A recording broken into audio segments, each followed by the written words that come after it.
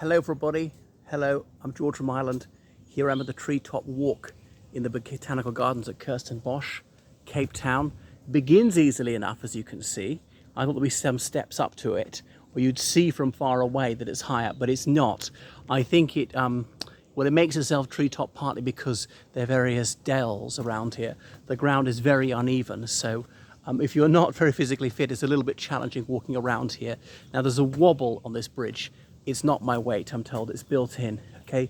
So yeah, we're gonna be just below the canopy, and I don't know anything about the trees here. I think there's some eucalyptus ones that are brought over from Australia around the early 19th century. Of course, British people settled permanently in Australia.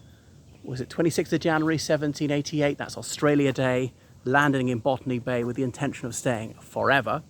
And then obviously took over the Cape in 1794. Its restitution to the Netherlands followed in some peace treaty. I think that the Peace of Amiens, 1801, war broke out anew, and France had Netherlands on its side in those Napoleonic Wars.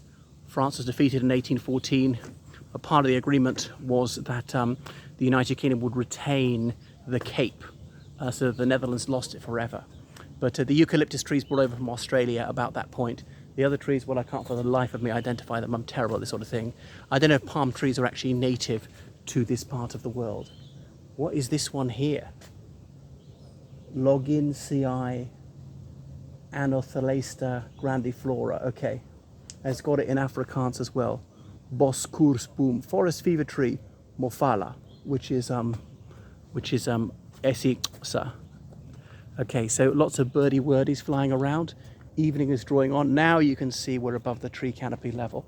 Anyway, what a magnificent view over these majestic slopes towards Devil's Peak.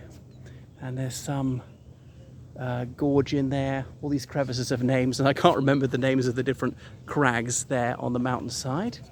And the sea is over there. You probably can't quite make it out with the naked eye.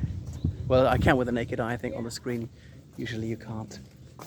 And then, so we're not very far from Table Mountain, which is made up of grey sandstone, mudstone, granite, and so on. There's Skeleton Gorge, Nursery Ravine, and so on. These are some of the places that I was looking at up here. I can't identify which one's which.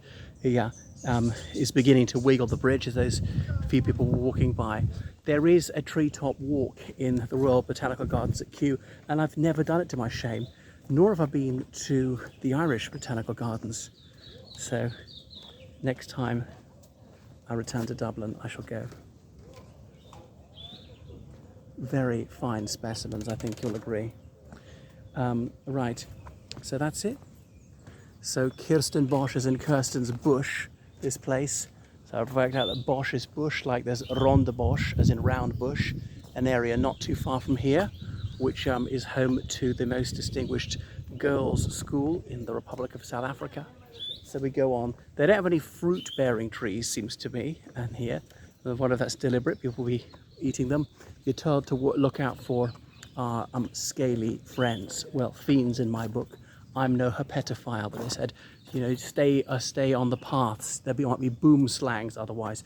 Don't pick up rocks and branches and things like that. Don't go climbing trees. Don't go into dark places. They will slither away from you, but you just don't go disturbing them. The majority of them are harmless, but do report them if you see any of them. Okay, right, so thank you for watching my video. What do you think? Was it worth it? And then you see how shady these groves are, how variegated and wild it is, somehow not quite unkempt. But yeah, you do get the sense of being in nature, because when it's too orderly and artificial, that's somehow displeasing. But I thought there'd be more floral displays.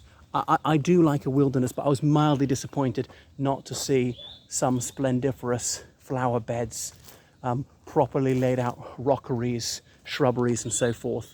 They may have overemphasized keeping things the way they really are, which begs the question, well, why just not walk, you know, off the path anywhere? Maybe they've collected plants you wouldn't normally find together. So thank you for watching my channel.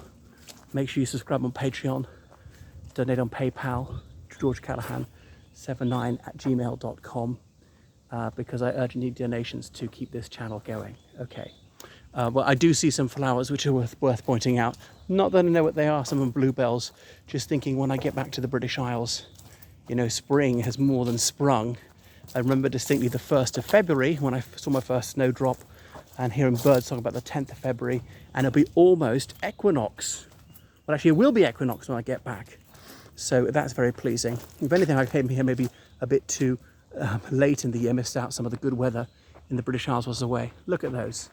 But it's so bright, the effulgence has blinded you, and you can't see the lovely purple of these delicate petals. Okay, maybe that's enough. Thank you very much. Toodaloo, everyone.